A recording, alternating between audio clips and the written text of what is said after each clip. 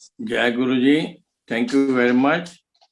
And सबसे पहले तो मैं आपको ये बताऊंगा कि जब गुरु जी चोला छोड़ने वाले थे, जो हमें नहीं पता था, उसके एक हफ्ता पहले मेरी आंटी, मेरी वाइफ को गुरु जी ने कहा, तूने 7 लाख लोग लाने हैं। तो हम तो 23 years we were in Sri Lanka. And यहाँ जब वापस आए तो आंटी कह रही मेरा के कि गुरुजी तो कहते हैं 7 लाख लोग लेके आने हैं, मैं तो 70 लोगों को भी नहीं जानती। तो मैंने उसको तसल्ली देने के लिए घर में बोला, मैं क्या कोई बात नहीं, एक सरदार 1.25 लाख का होता है, तू 6 सरदार ले जाइयो, तेरा काम हो जाएगा पूरा।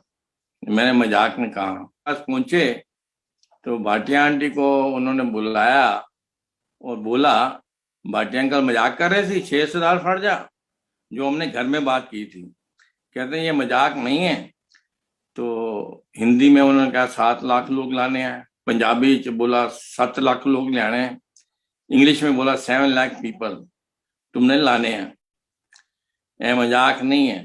तो आंटी ने कहा, मुझे तो सत्संग करना नहीं आता। कहने कोई नहीं, तू खड़ी हो जाए, बुलवाना तो मैं ही है ना, तुम मुंह बस हिलाती रही, बुलवाना मैं है। तो थोड़ा कॉन्फिडेंस आ गया आंटी को। उसके एक हफ्ते के बाद गुरु जी ने चोला छोड़ दिया। तो हम तो बड़े निराश हुए कि भाई ये क्या है, जो मतलब हमें किसी को पता ही नहीं था। मैं देहरादून में था, क्योंकि देहरादून में गुरु जी ने फैक्ट्री खुलवाई थी शूज की। तो एकदम जैसे किसी को झटका लगता है कि हमारे बीच से गुरु जी चले गए। किसी ने विश्वास नहीं किया, लेकिन फिर भी गुरु जी कह गए थे कि यहाँ पे कोई परमानेंट रहने के लिए कोई नहीं आया, हर एक ने जाना है। किसी ने सुबह जाना है, किसी ने शाम को जाना है, हर एक ने जाना है।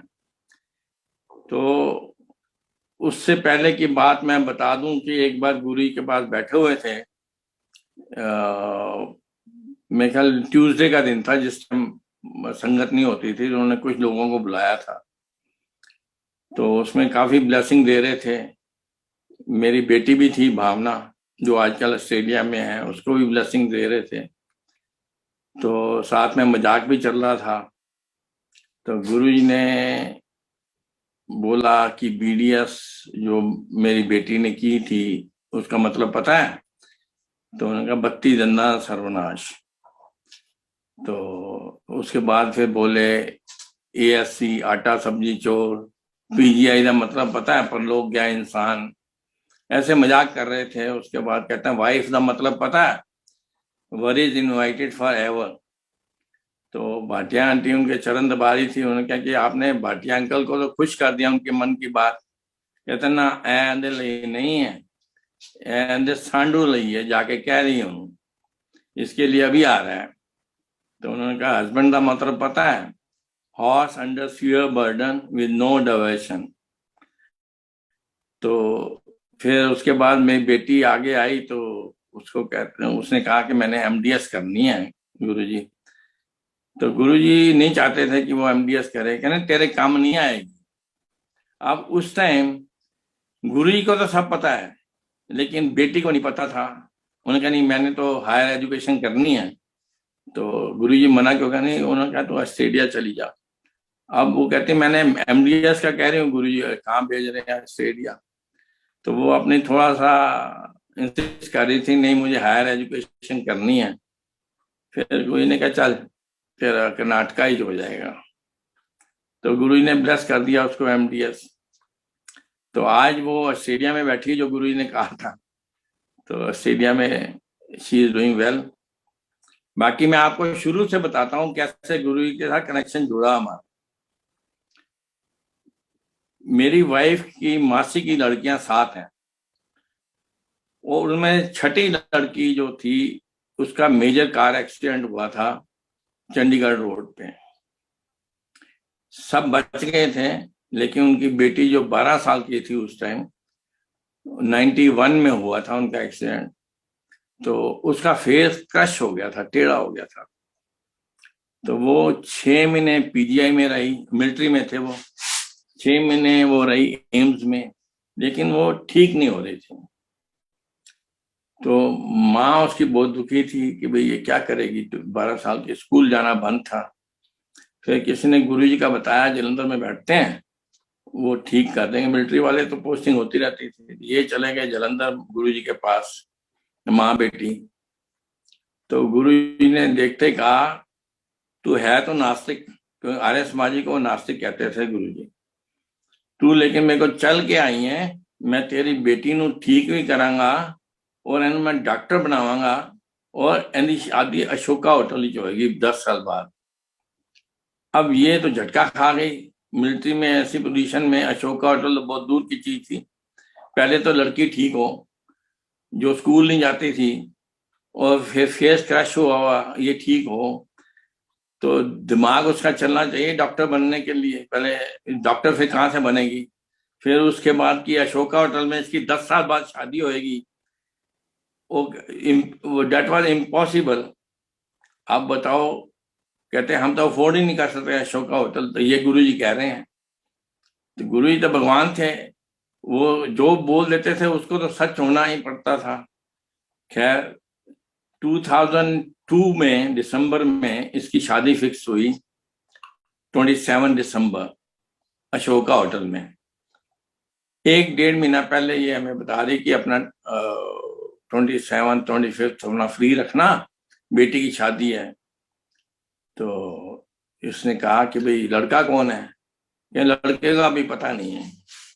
तो उसकी दूसरी बहनें भी मजाक उड़ाती थी कि भाई ये ज्यादा छुपाती है या बता नहीं रही, लेकिन उसको वाकई नहीं पता था कि लड़का कौन है। लेकिन गुरु जी ने फिक्स कर रखी थी कि 10 साल बाद शादी है, अशोका होटल होगी। तो इसने बुक वगैरह करा दिया, फिर लड़का भी मिल गया, और शादी अशोका होटल में हुई। 25 को इनकी वो थी संगीत पार्टी। ये रहते थे शंकर विहार, जो एयरपोर्ट, डोमेस्टिक एयरपोर्ट के सामने जो कॉलोनी है मिलिट्री की, वहां पे रहते थे। तो 25 दिसंबर को जबरदस्त बारिश थी, और शाम को जब बारिश रुकी तो हम काम पूछने गए, एज लाइक फॉर्मेलिटी करने के लिए। तो वहां पहुंचे तो हमने कहा क्या प्रोग्राम है, कहाँ पे होगा संगीत पार्टी? कहते हैं यही गार्डन में। वो थे उस टाइम ब्रिगेडियर, और मैंने उनको कहा, मैं कहा आपका दिमाग ठीक है? आज इतनी जबरदस्त बारिश हुई और आप संगीत पार्टी यहाँ पे कर रहे हैं, बाहर गार्डन में बारिश होगी तो क्या होगा? कहता नहीं, हमें गुरु जी की कृपा है। तो हम समझ नहीं पाए।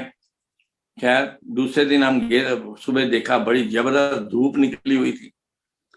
तो शाम को बड़ा फर्स्ट क्लास संगीत पार्टी हुई और हमने अटेंड करी। 26 को फिर बारिश बड़ी तेज। फिर शाम को हम गए पूछने के लिए कि भाई अशोका होटल में गार्डन में तो नहीं रखी, अंदर ही रखी है ना? कहते नहीं, हमें गुरु जी की कृपा है। खैर 27 दिसंबर 2002 को हम इनके शादी में गए होटल में। तो वहां पे गुरुजी आए और उन्होंने शनील का चोला पहना हुआ था, गंजे तो हैं ही। तो लोग वहां पे आ रहे थे, जो अमेरिका से उसकी बहनें आई थी, सारे आके मजाक उड़ा रहे थे कि भाई ये सबको नास्तिक नास्तिक कह के भगा रहे हैं। तो आंटी ने देखा उधर कि कोई गंजे से बैठे हैं, डॉन लग रहे हैं कोई। ये आंटी के वर्ड्स हैं, भाटिया आंटी के। मैंने कहा, मैंने देखा भाई कौन है, मैंने उधर देखा तो कोई अट्रैक्शन सी मेरे दिमाग में ना, एक चुंबक होती है ना, वो खींच रही थी वहां पे जाने के लिए। तो मैंने अपनी वाइफ को बोला, मैं कहा चलते हैं उधर, मत्था टेक लेते हैं। कहते नहीं मैं नहीं जाना। मैं कहा मैं चल रहा। मैंने उसका हाथ जबरदस्ती पकड़ा और ले गया, और रास्ते में मैंने कहा कि इनका माथा टेक लेना, चरण छू लेना। कहते नहीं, मैं तो अपने हस्बैंड के साथ किसी के चरण नहीं छूती। मैं कहा हस्बैंड कह रहा है छू लेना तो छू लेना, दीज आर माई वर्ड्स। तो चरण छुए तो गुरु जी वहां पे हमसे बात करने लगे। 5 मिनट उन्होंने बात करी हमसे, कहाँ से आए हो सारा कुछ। तो उसके बाद मेरे में थोड़ी हिम्मत आई। मैं बड़ा परेशान था, आंटी को जुकाम और अंदर फूड पाइप में अल्सर, ये सारी बीमारियां, डॉक्टरों के चक्कर लगा लगा के मैं थक गया था। तो मैंने उसी टाइम मेरे मुंह से निकला, गुरुजी मेरी वाइफ का जुकाम ठीक कर देना। तो वो वर्ड्स ना गुरु जी ने सुन लिया होंगे, लेकिन मैंने बड़े आराम से बोला था। तो वहां पे के पॉल आंटी लाइन लगवा रही थी, तो उसने एकदम रोका। उन्होंने कहा देखो, आपसे 5 मिनट लोगों से बात, आपसे बात कर ली है, लोगों से बात ही नहीं कर रहे। अब जो भी कहना आश्रम में, गुरु जी के आश्रम में आके कहना। तो हम चले गए, और वहां पे मेरा मेरा एक सांडू खड़ा था, जो मतलब आंटी की छोटी सिस्टर। उनको मैंने कहा तुम्हें जाना है? कहता ना, हम नहीं जाते ऐसे चक्करों में। बड़ी जो इनकी बहन है वो इशू इशू करती रहती है, क्रिश्चियन स्कूल में पढ़ती है, तो वो इशू इशू करती रहती है। आप फिर गुरु जी करोगे, मैंने नहीं जाना। मैंने तुम्हारी मर्जी। खैर उसके बाद जी ये नया साल भी आया, और मेरे ख्याल 4 तारीख को ये आए थे हमारे घर में रिटर्न गिफ्ट लेके। हमने कहा भाई हमने तो ले लिया पहले। कहता नहीं, दोबारा ले लो। तो यहाँ पे दोपहर से बैठे हुए थे, और शाम हो गई। तो हमने इनको कहा कि भाई चाय पानी वगैरह सब हो गया है, चलो चलते हैं। यहाँ पे हल्दीराम खुला नया जयपुर रोड में, वहां ले चलते हैं आपको डिनर। कहने नहीं, हम डिनर नहीं खाएंगे, हम तो गुरु जी के लंगर खाएंगे। तो एक्चुअली उनको इंस्ट्रक्शंस थी कि गुरु जी ने कहा था इनको उठा के ले आना, वो जो बाद में उन्होंने बताया। खैर हम, मेरा दिल था जाने का। मैंने कहा छोड़ो, इतनी सारी स्टोरियां सुननी है, जो चलते हैं। अब उनके साथ हम गए। आंटी ने कोई, मैं खैर कह रही थी, मैंने माफी वाफी मांगी, कोई उल्टा सीधा बोल दिया होगा जैसे दूसरे बोल रहे थे। तो गुरुजी के पास आश्रम में पहुंच गए। गुरुजी उस टाइम सेक्रेटरी में बैठे थे, वो जो कैबिनेट होती है किचन के पास, वहां पे बैठे थे। तो हमने माथा टेका, एंड गुरुजी हमसे बातें करने लगे वहां पे। उनका फिर मेरे सांडू साहब ने कहा कि इनकी बेटी डॉक्टर है, डॉक्टरी कर रही है। उन्होंने कहा BDS, बत्ती दादा सर्वनाश। तो पहले तो अजीब लगा, बत्ती दादा सर्वनाश कह रहे हैं गुरु जी। खैर उन्होंने काफी चीजें उस टाइम बोल दी, जो मतलब बिल्कुल फैक्ट थी। और हम, मेरे में हिम्मत आ गई। मैंने गुरु जी को बोला, मैं कहा गुरु जी मेरी ये आंटी का जुकाम ठीक कर दो। वो लाइक बोलापन। तो गुरु जी कहते हैं मंगी हुई की छोटी चीज, बड़ी चीज मंगी दी है। मैं क्या गुरु जी फिर तुझे अपने ब्लेसिंग्स दे दो। कहना फिर तू देखता जाने जा रहा है अगे अगे। बस वो दिन था, गुरु जी ने हमें अपने पास जोड़ लिया। फिर जहाँ भी शादी होती, कार्ड देते, हम जाते रोज गुरु की, मतलब घर में नीचे पार्लर था, और साथ में शोरूम भी था। तो हम रोज 6:30 बजे बंद करके भाई भागना है गुरु जी के पास, सबसे पहले पहुंचना है वहां पे, और आगे आगे सीट लेनी है, और गुरु जी कैबिनेट में बैठे मिल जाएं, जिससे उनसे बात हो सके। तो ये बड़ा मतलब हमें अट्रैक्शन लग गई थी कि गुरु जी से बात हो जाए, क्योंकि जब वो गद्दी पे आते थे बहुत कम बात करते। तो क्योंकि वहां से वो ब्लेस करते थे हर एक को। मैं ऐसा ऐसा हमें पता चला कि वो कैसे ब्लेस करते हैं। लेकिन एक बार वो मुंह से कोई चीज निकाल दे, वो तो होनी होनी है 100%। अब जैसे मर्जी देख लो कि वो होनी होनी है हर एक की। बच देखो, पिछला जन्म मुझे नहीं पता, गुरु जी को पता है। अगला जन्म मुझे नहीं पता, गुरु जी को पता है। मैंने जब से पैदा हुआ हूं, जब से मैंने होश संभाला है, अब तक मैंने क्या किया ये तो मुझे पता है, गुरु जी को सब पता था।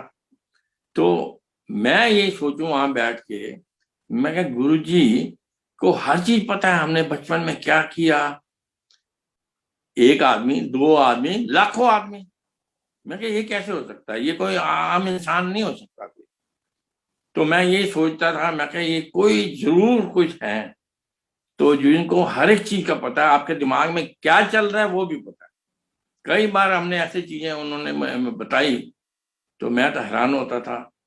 मेरे पेरेंट्स, मतलब मेरी मम्मी आर्य समाजन, मेरे फादर नास्तिक, मेरे सास ससुर आर्य समाज जी, और आंटी भी आर्य समाज के मंत्र वगैरह जानती है। और मैं था शिव भक्त, क्योंकि मैं अपनी दादी को ले जाता था मंदिर में वहां पे, क्योंकि उसको कम नजर आता था, मैं साथ जाता था और कोई नहीं जाता था। इसी बहाने मैं मंदिर में थोड़ा अट्रैक्शन हो जाता था। गुरुद्वारे भी जाता था मैं लंगर खाने, मुझे बाहर खाने का बड़ा शौक था। लंगर बहुत खाए मैंने गुरुद्वारों के। मंदिर में जाता था, वहां पे शिव जी की होती थी तो हनुमान जी भी होते थे, तो अपना मत्था टेकते थे हम। तो मेरा लगाव उस तरफ पड़ गया। एक मैंने शिव जी की पेंटागन की, मतलब 5 साइडों वाली फोटो ली थी शिव जी की। वो मैंने अपने घर में रख दी थी। लाजपत नगर में रहते थे, वहां पे रख दी थी। लेकिन किसी को पसंद नहीं थी कि भाई ये क्यों ऐसे कर रहा है। मैं कहा नहीं, आप यहाँ पे पड़े जाते। खैर, जब 1975 में, मतलब मैं श्रीलंका गया, वहां पे फिर नौकरी वगैरह की अमेरिकन कंपनी में। फिर उसके बाद मैंने अपना बिजनेस, जब तक शादी भी हो गई, अपना बिजनेस शुरू किया। और वो फोटो लेके मैं अपना श्रीलंका पहुंच गया, और वहां पे भगवान की कृपा से, गुरु जी की कृपा से, मतलब काफी बिजनेस ठीक चल रहा था। तो अपना वहां पे मस्त थे, घूमते फिरते थे। बच्चों को, बच्चे सारे दोनों, मतलब बेटी और बेटा, उनको अच्छे स्कूलों में डाला, ब्रिटिश स्कूल में पढ़े हुए हैं वो दोनों। तो इनको काफी मतलब घुमाते भी थे, 5 स्टार होटलों में जाते भी थे। तो वो गुरु जी को सब पता है, उन्होंने बाद में बताया भी, इसका भी मैं आपको बताऊंगा सत्संग। तो गुरु जी न्यू ईच एंड एवरीथिंग। वो कैसे, जब भगवान के सिवा और कोई नहीं जान सकता आपकी सारी चीजें। और मैं जोशियों में बहुत बिलीव करता था। मैंने कोई भी एस्ट्रोलॉजर नहीं छोड़ा। श्रीलंका में और साउथ इंडिया से आते थे, उनको बाई एयर टिकट भी देता था, होटल में भी ठहराता था।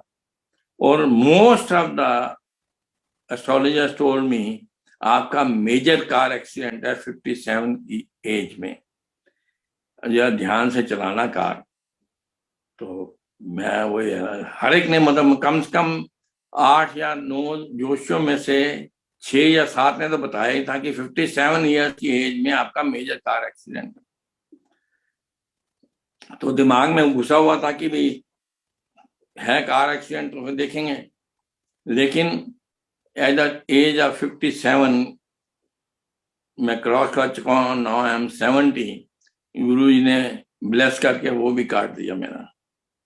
तो ये गुरु जी को सब पता होता है कि क्या करना है। आप उनके नीचे रह के, उनकी शरण में रह के आप बहुत कुछ पा सकते हो, when you have full faith. And aunty और हम काफी, मतलब वहां पे घुस चुके हैं कि भाई गुरु जी सब कुछ कर सकते हैं, नथिंग इज इम्पॉसिबल उनके लिए। वो 5 मिनट में अमेरिका में होके आ जाते थे। अब ये कैसे हो सकता है? कई बार हमने वहां पे देखे, एक वहां पे आता था सैंडी, अमेरिकन। वो भी गारमेंट बिजनेस में था, मैं भी गारमेंट बिजनेस में था। तो वो आता था गुरु जी के पास। अब ये देखो, हम लोग जो है ना हिंदू, वो चप्पलें बाहर उतार के, हाथ धो के, फिर अंदर आते थे गुरु जी के पास। वो आता था, अपने शूज उतारता था, सॉक्स उतारता था, और सीधा अंदर विदाउट हाथ वॉश किए गुरु जी का माथा चूमता था। गुरु जी को चूमने देते थे। तो मैं कई बार हैरान होता था, मैं गुरु जी को सब पता है लेकिन उसको चूमने देते हैं। गुरु जी ने कभी डिफ्रेंशिएट नहीं किया कि भाई, क्योंकि वो भक्त था। फिर एक बार उसको डांस करवाया, गुरु जी बड़े खुश हुए, उन्होंने उसको जफ्फी मारी। और मोटा था काफी वो। And after 1 week when he came and we saw him, बड़ा पतला हो गया। वो कहता है मैं 1 हफ्ता सोया रहा। He lost 35 kg in 1 week, which is impossible। कोई मेडिसिन या कुछ उससे करके आप 1 हफ्ते में सोए सोए नहीं लूज कर सकते। गुरुजी ने लूज कराया, बड़ा खुश होके आया। फिर गुरु जी ने क्या, देख पतला हो गया हूं, तू ब्याह करा ले। अब उसने 60 साल की उम्र में दोबारा शादी कराई।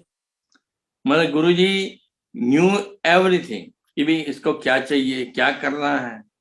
तो कई चीजें हैं। अब जैसे शुरू शुरू में गुरु जी हमें ले गए पटियाला। पहले तो उनकी जो सिस्टर जो पहले गुरु जी के पास आती थी, जिस लड़की को ठीक किया था गुरु जी ने, उसने कहा, मासी गुरु जी कह रहे हैं पटियाला जाना है, सवेरे सवेरे पहुंच जाना, जो बड़ा मजा आता है रास्ते में गुरु जी के साथ हो और ढाबों में बैठो उनके आमने सामने और खाना खाओ गुरु जी के साथ, बड़ा मजा आता है। तो हमने कहा भी चलो ठीक है चलते हैं। घर में गेस्ट आ रहे थे, हमने फिर उनको कहा नहीं कोई बात नहीं, मैं और मेरी वाइफ दोनों चल पड़े उनके साथ। तो सुबह सुबह 6:30 बजे पहुंचे थे अंपायर स्टेट। वहां पे गुरु जी ने अरेंजमेंट कराया, कोई 7 कारें थी, किसको कहाँ बैठना है। तो हमें उनके साथ ही बिठाया, जो उनकी कजिन सिस्टर है और उनकी बेटी, 3 वो तो 2 हम, उन एक कार में बैठे और गुरु जी के पीछे लग गए और पटियाला की तरफ। रास्ते में April 27, 2003, मुझे याद है, इतनी गर्मी होती रही, सारे रास्ते किनमिन किनमिन किनमिन। हमें तो शीशे में पता लग रहा था कि मैं आगे बैठा था, किनमिन सारे रास्ते, उनकी गाड़ी आगे जा रही है। तो किनमिन मतलब वो अमृत वर्षा हो रही थी ऊपर से। तो वहां पे अंबाला पे एक पेट्रोल पंप आया, वहां पे गुरु ने अपनी गाड़ी रोक दी। कंटेसा जो अभी भी खड़ी होती है वहां पे पिंडुगरी में, कंटेसा गुरु जी नंबर 1 नंबर। तो गुरु जी की गाड़ी वहां रुकी पेट्रोल पंप और कहते हैं कि ये लोग अपना पेट्रोल डलवा रहे हैं, इनका खत्म हो रहा है। अब गुरु जी को सब गाड़ियों को पता है किसका पेट्रोल खत्म हो रहा है, और वहां पे सारे ने पेट्रोल डलवाया और गुरु जी फिर आगे चले। गुरु जी की गाड़ी में उस दिन पता लगा कि गुरु जी की गाड़ी में पेट्रोल नहीं डलता। गुरु जी अपनी स्ट्रेंथ से चलाते थे गाड़ी, और कईयों ने कंफर्म भी किया ये चीज। और वहां से हम पटियाला पहुंचे। वहां पे मटकन आंटी और मटकन अंकल, मटकन अंकल के बेटे की रिसेप्शन थी। मटकन अंकल हैं डिस्ट्रिक्ट अटॉर्नी पटियाला के, तो उनके बेटे की रिसेप्शन थी। तो वहां पे जैसे रिसेप्शन में प्रोग्राम था, गुरुजी बैठे तो सब ने घेर के वहां पे खड़े हुए। और हम तो ये रिसेप्शन में खाना खुना खाया और उसके बाद बाहर आए तो भुल्लर साहब वहां पे DIG, उन्होंने गुरुजी को पकड़ लिया और अपने घर ले गए। हम भी साथ में थे। तो वहां पे घर में उन्होंने काफी खातिर करी और उसके बाद फिर हम मटकन आंटी के घर गए। और जैसे गवर्नमेंट के क्वार्टर्स होते हैं, वहां पर लाइट चली जाती थी, पावर कट होता था। तो उन्होंने जनरेटर्स और ये कूलर्स वगैरह का इंतजाम कर रखा था, क्योंकि काफी गर्मी होती। हालांकि गुरु जी ने कहा था कोई लोड नहीं, मैं सब संभाल लूंगा। लेकिन वो तो है ना कि लोग भी, उनको परेशानी ना हो तो अरेंजमेंट तो कर लेते हैं। खैर जब पहुंचे तो लाइट गई थी, तो गुरु जी ने कहा कि भाई पंखा क्यों नहीं चला दी। वो कहने लाइट नहीं है गुरु जी, ला स्विच ऑन कर। स्विच ऑन किया तो पंखा चलने लग गया। अब ये हैरान। उसके बाद एक टेंट लगा हुआ था, वहां पे गुरु जी की एक कुर्सी थी और सारी संगत नीचे, कोई 300 लोग बैठे थे। और खड़ा होकर कोई पुलिस वाली लेडी थी, वो सत्संग कर रही थी, कोई ना कोई कर रहे थे।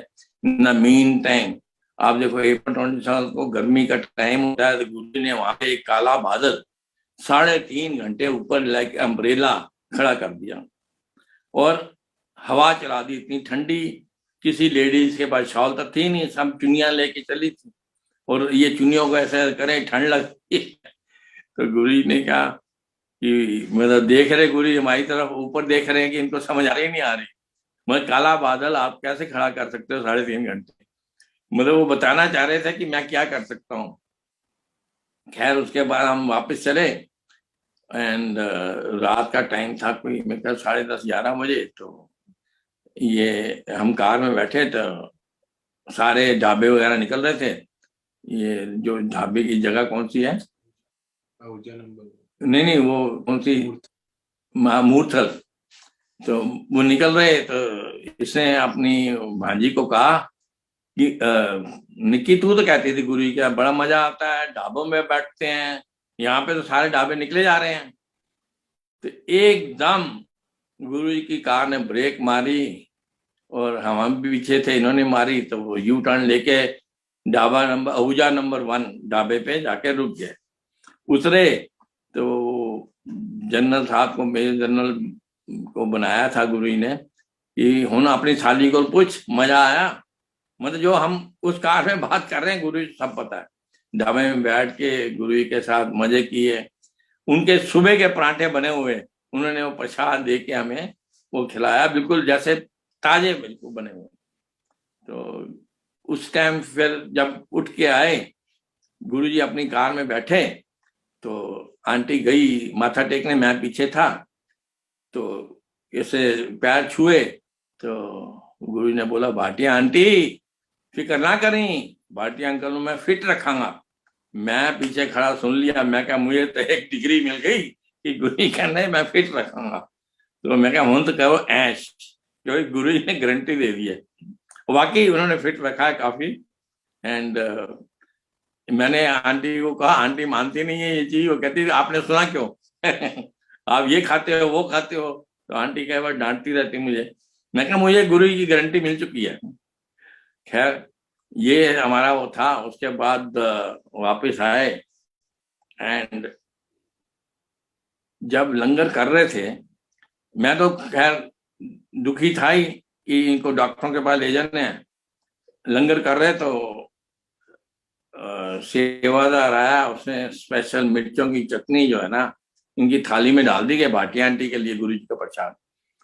अब कोई खाए ना, फिर ये है अल्सर वाली, अंदर फूड पाइप में अल्सर है, तो इसने कहा देखी जाएगी गुरु जी सामने बैठे, मरना होगा तो मर जाएंगे यहीं पर ही। इसने पूरी चटनी खा ली मिर्चों वाली। आप मानोगे वो अल्सर कहाँ गायब हो गया पता नहीं। जो डॉक्टरों को इतने चक्कर लगाए, जो गुरुजी ने बाद में इनको कंफर्म किया, तेन मैं एक ही झटके ही ठीक किया है, तू मेरे वास्ते की कर सकती है। फिर गुरुजी ने, आंटी ने आपको सुनाया होगा सत्संग मुल्तानी मिट्टी वाला, तो ये इस टाइम उस टाइम कही थी बात गुरुजी ने। तो फिर उनसे सेवा करवाई, मुल्तानी मिट्टी वाली वो आंटी ने सुना दिया होगा सत्संग। तो मैं तो बड़ा, रात के 12-12 1-1 बजे हम आते थे, धुंध का टाइम होता था, गुरुजी धुंध में भी घर तक पहुंचाते थे, कहने मैं घर तक छोड़ के आना। तो कई बार देखते हैं माली काका आ रहा है, मतलब बड़ा मंदिर अभी बन रहा था, तो भी बड़ी धुंध है, मैं कैसे दूं, या कल धूप निकल आएगी पानी दे दी।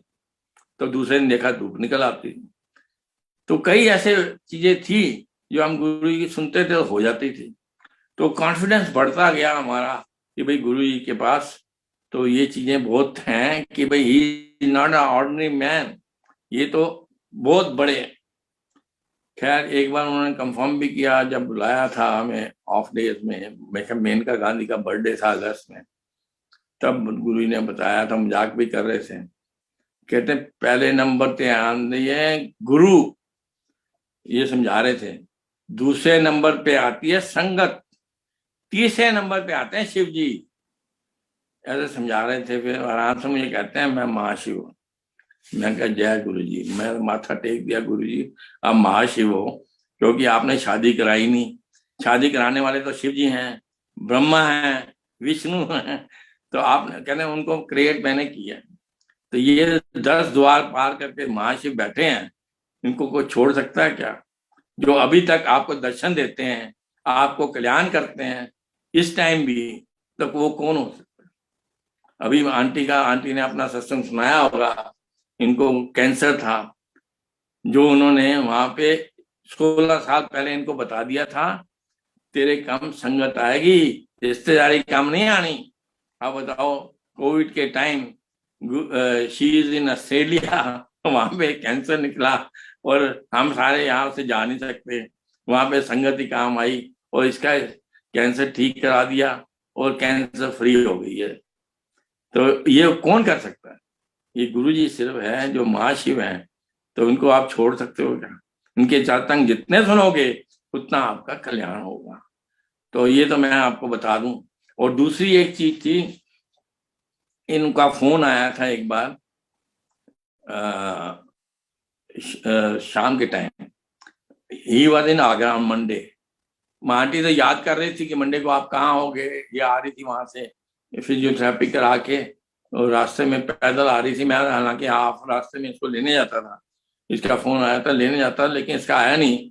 यही याद करती रही, गुरुजी आप कहाँ होगे, आज मंडे का दिन है।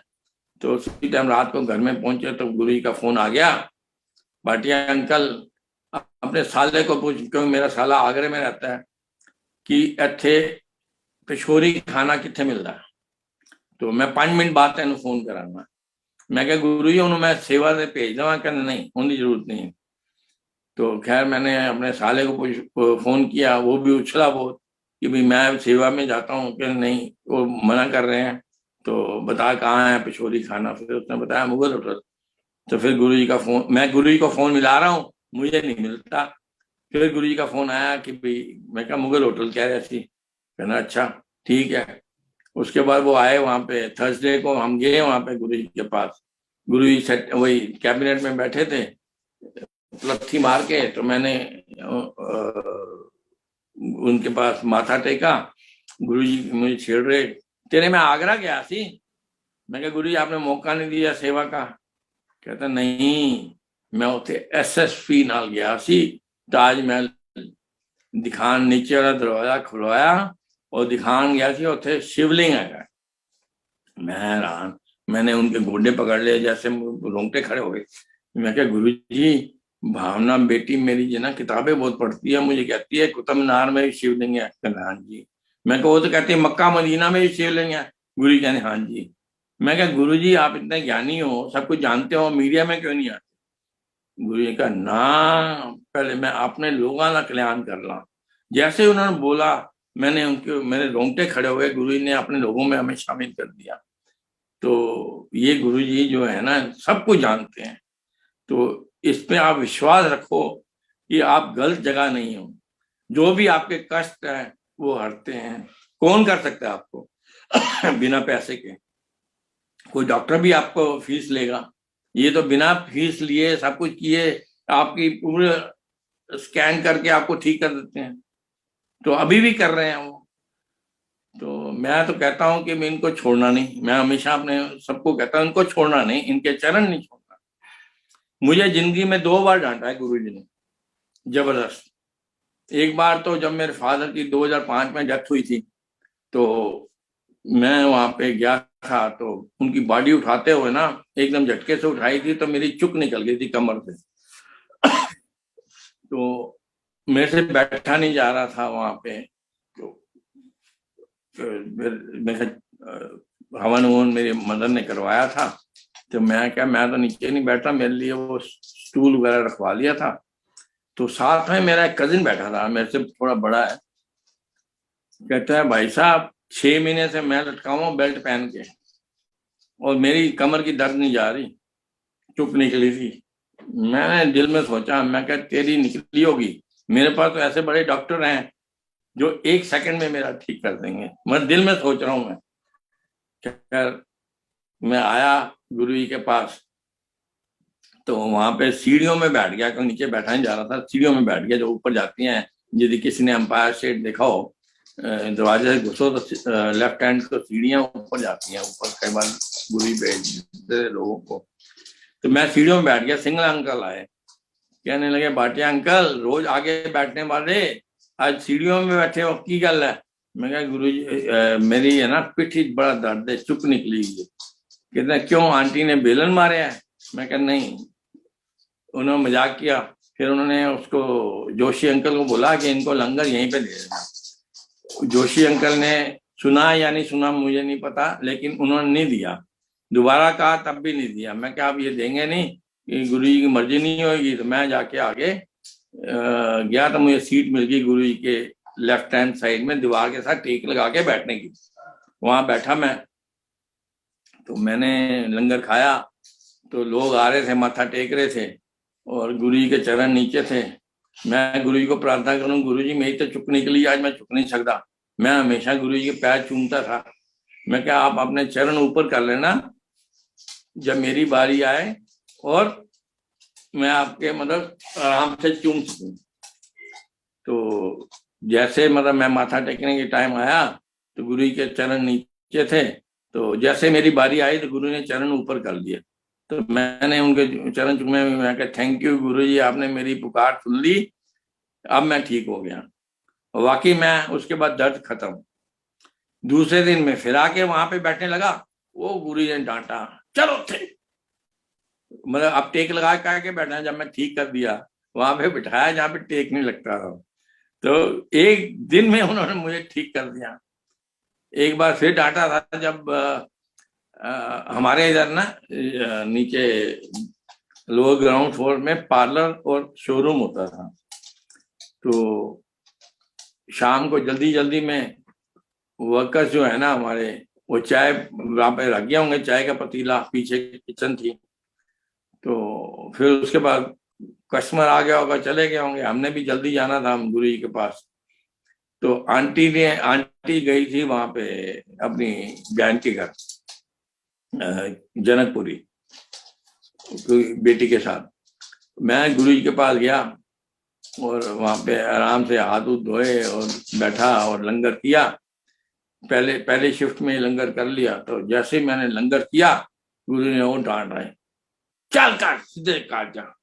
मतलब मुझे बैठने नहीं दिया। जैसे लंगर के बाद आदमी बैठता है ना, डांट मारी जोर से कि घर जा सीधा। फिर मैं रास्ते में अपनी वाइफ को फोन किया, मैं कहा आज गुरु जी बड़े गुस्से में हूँ, पता नहीं क्यों डांट मारती, मुझे कहते हैं घर जा सीधा। अब मानोगे, पतीला जल के काला शाला हो गया, धुआं धुआं हो रहा है, और गैस अभी भी चल रही थी। और गुरु जी ने ये कहा कि भाई तू घर जा, उसको संभाल, मैं कब तक संभालूंगा। तो सारा पतीला काला शाला हो गया, गैस मैंने बंद की और पाया। मैं कहा गुरु जी ने इसलिए डांट मारी है कि मैं कितना संभालूंगा तेरा। तो यही 2 दफा उन्होंने डांट मारी, इतना प्यार किया उन्होंने। आप मेरी फोटो भी देख सकते हो, मेरे डीपी पे लगी हुई है। गुरु जी जब गुड़गांव आए थे, मैं उनके पीछे खड़ा था। उससे मैं चश्मा पहनता हूँ, आजकल तो मैं चश्मा नहीं पहनता। जय गुरु जी।